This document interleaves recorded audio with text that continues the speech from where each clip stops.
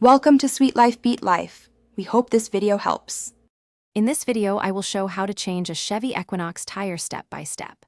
Park on level ground, engage the parking brake, chock the opposite wheel, remove hubcap if present, loosen lug nuts slightly, raise the vehicle with the jack, remove lug nuts and wheel, mount the spare, hand tighten lug nuts, lower the vehicle, and torque final lug nuts to spec, check tire pressure with gauge, stow tools securely, and drive carefully to a shop for inspection.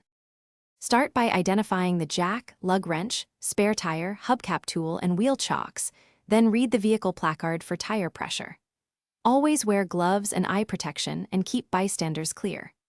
Position the jack on the reinforced lift point, loosen lug nuts before jacking, raise the vehicle until the spare clears the ground, remove the wheel, install the spare hand tight, lower the car, then torque lug nuts in a star pattern.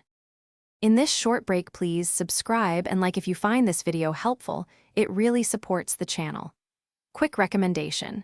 A book I love is The Simple Path to Wealth, which can change how you think about money and long-term planning. Check the description for the link and other deals, and consider grabbing a copy if it speaks to you. Thanks for watching. Now let's get back to the video. Loosen lug nuts one turn before lifting, then jack until the flat wheel clears the ground. Remove lug nuts completely and set them aside in a safe spot, then pull the wheel straight off the hub.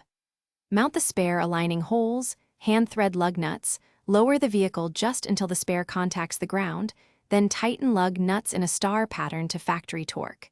Stow the flat properly and get it repaired or replaced. Thanks for watching. Consider subscribing if we helped you.